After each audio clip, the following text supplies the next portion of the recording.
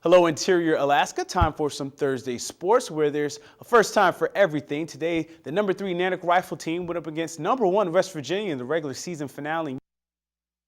Loss of the year, Alaska won small bore by 3, but the Mountaineers won air rifle by 32 to win the match. Marin Prodiger's 597 was a match high in air for West Virginia. The Mountaineers took the top 4 spots in air and spots 2 and 3 in small bore. Laura Stanfield had a match best 587 in small bore for UAF. West Virginia finishes 9-0 and 6-0 in the GARC. Alaska finishes 9-1 and 3-0 in the Patriot Rifle Conference. Alaska now goes to Ohio State for the PRC Championships. They'll shoot small bore on Saturday and air rifle on Sunday.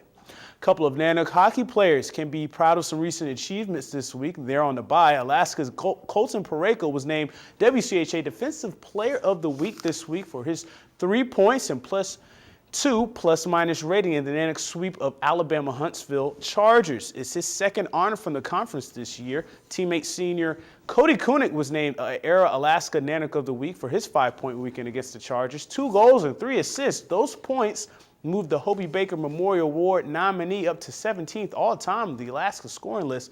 Kunick is currently the second leading scorer in the WCHA with 31 points. The Nooks return to the ice at Michigan Tech on Valentine's Day weekend.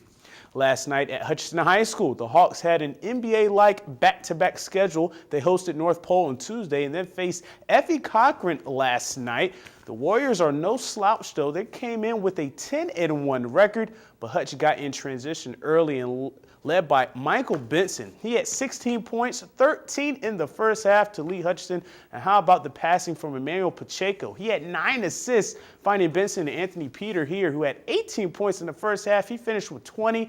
Xavier Chukwuemeka, that's his middle name, with the 3 as well. The Hawks were up 46-26 at the break, but Effie rallied behind Josh Fisher. He had a game-high 29 points. They bring a 20-point deficit down to 8, but they will get no closer than that in the second half as Hutchinson stops a 5-game losing streak with a 72-59 win over the Warriors.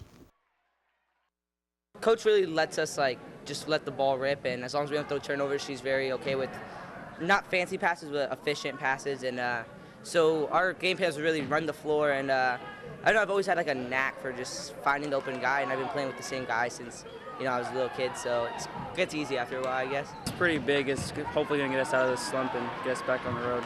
We've been playing a lot of not good basketball, I guess, and finally playing our own game, playing how we play in the gym and at practice.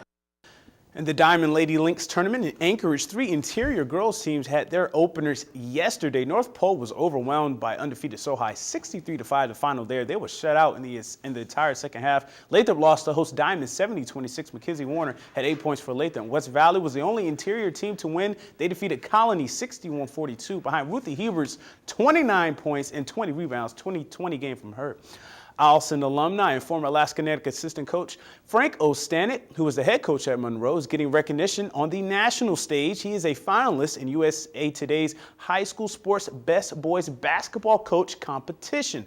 The winner receives $2,000 for their program. He won the regional round with over 87,000 votes thanks to the interior. Coach O, as his teams call him, has 117 wins and 31 losses with Monroe, 3 straight Aurora Conference titles, and consecutive 3A state titles. Ostanek is in the finals, and he still needs votes. Go to webcenter11.com for the USA Today link to vote. The voting ends tomorrow at 11 a.m. Alaska time, so you have time tonight and in the morning to get some votes in. Ostanek talked about the support he's received so far.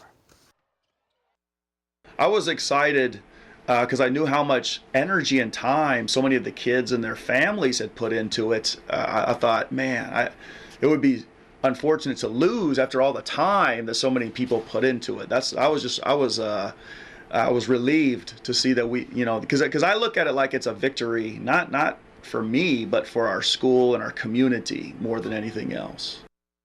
And now here are today's standings in the 2014 Yukon Quest. Brent Sass is still your leader, followed by Neff, Cody Straith, and rookie Matt Hall. All the top 5 have reached Dawson, but Sass, Moore, and Neff are back on the trail.